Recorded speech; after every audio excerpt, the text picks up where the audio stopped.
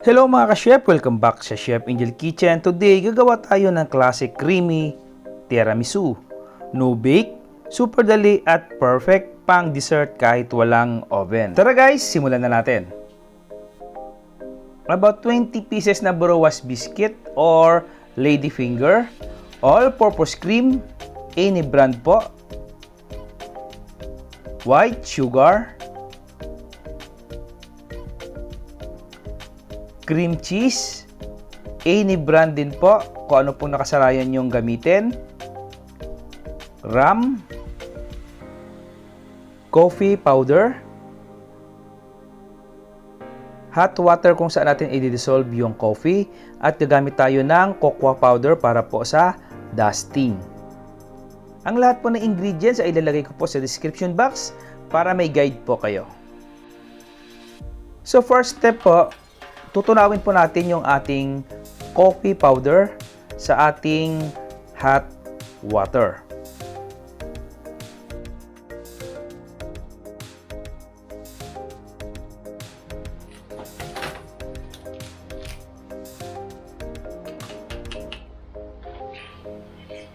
Haluin po natin ito hanggang ma-dissolve po ang ating coffee.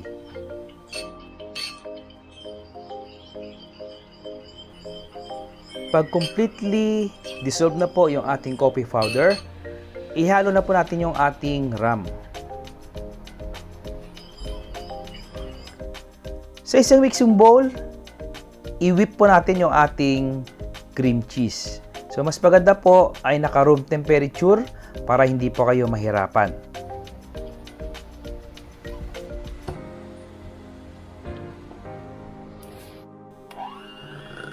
Using electric hand mixer, i-whip po natin yung ating cream cheese hanggang maging pino at maging creamy. At pag naging pino na po at creamy yung ating cream cheese, ilagay na po natin yung ating white sugar. So ilagay po natin dyan and then continue na po natin sa pag-whip hanggang mag-incorporate po yung ating ingredients. Gaya po ng dati, kailangan po maging pino po siya at maging creamy.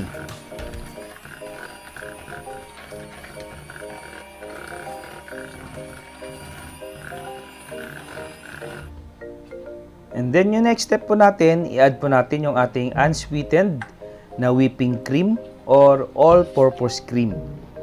So any brand po pwede nyo pong gamitin kung ano po yung nakasanayan yung ginagamit sa inyong pag-bake.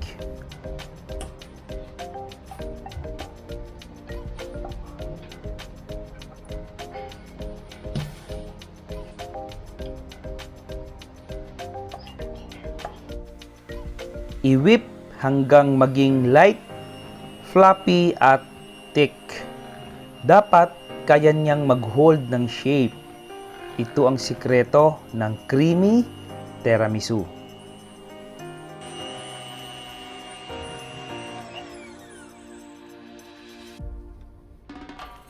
So yung next step po natin, now it's time na para sa brioche. I-dip lang ang bawat brioche sa coffee mixture. Kailangan quick dip lang po ang gagawin natin. Huwag nating ibabad para hindi pa maging soggy yung ating brioche biscuit.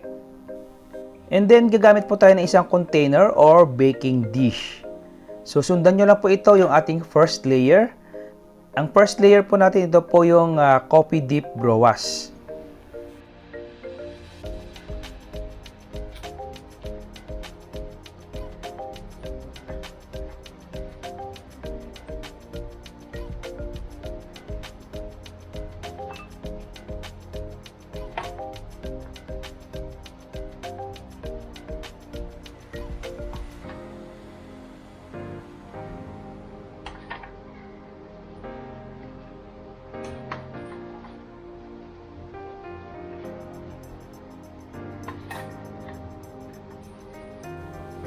After natin maayos yung ating bruwas sa first layer, yung second layer po natin, ito po yung cream mixture natin.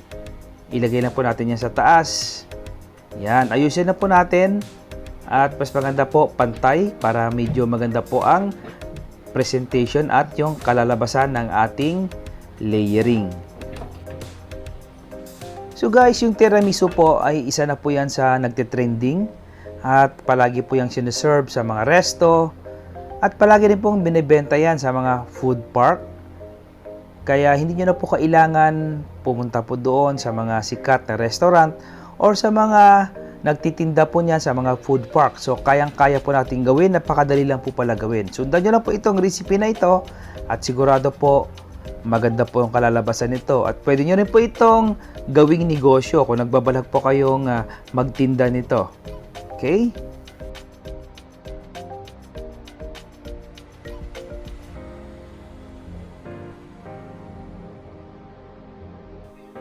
At para naman sa ating third layer, using a strainer, dust generously ng cocoa powder sa ibabaw. Ito ang nagbibigay ng classic tiramisu look at konting bitterness para sa perfect at balance para sa tamis.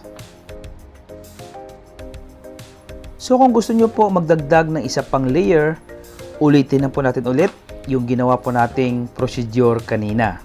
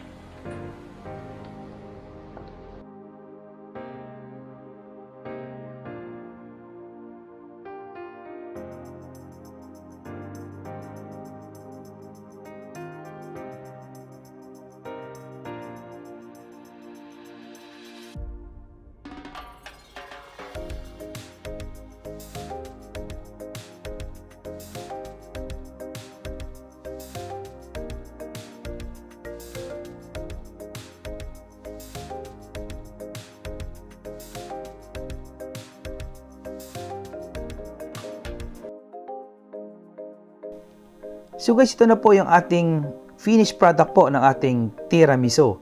I-cover na lang po natin at ilagay po sa ating refrigerator at least 4 hours. Pero kung kaya mo overnight, mas masarap siya. Yan, so before po natin tikman, pudburan po muna natin ng cocoa powder. So guys, ayan na po yung ating nilutong tiramisu.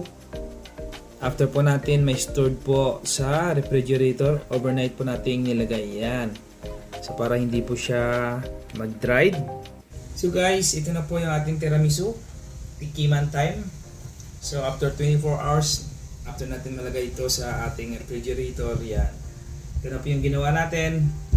So tikman po natin kung ano yung lasa. So first bite.